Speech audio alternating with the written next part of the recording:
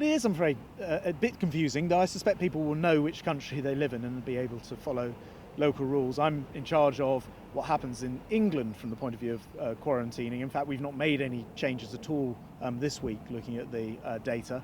But different parts of the United Kingdom do have their own rules and regulations and therefore come to their own decisions, just as they have through, for example, the lockdown, where you'd often find different rules about the number of families who could mix and the rest of it. What would be your message to Welsh and Scottish passengers? Well, they obviously need to conform to the advice coming from the administrations where they live. I can only speak, as I say, for the English travellers, and this week we've not made any changes so far. Can you guarantee that you won't be reviewing the rules about Greece or Portugal in the next few days or so?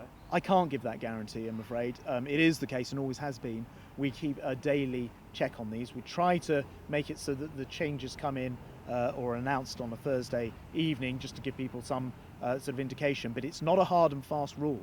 And if we see changes, then I'm afraid we will sometimes have to act out of cycle, as happened when I was in Spain. I arrived there, looked at the figures, decided they were unsustainable and sent myself home to quarantine, so leaving my family behind. So I am well aware of how frustrating this can be. It's really important that we do act to protect the gains we've got in this country. So to be clear, if you're on holiday in Greece or Portugal, you could be added to the list in the You next do few have days. to keep a very close eye on what's being said all the time. The Foreign Commonwealth Development Office will be the place to look for the latest information. Keep an eye on the news. I'm afraid I can't give a guarantee, but yesterday when we looked at the figures, the conclusion for England at least was Portugal and Greece, no change, but that doesn't mean it won't change.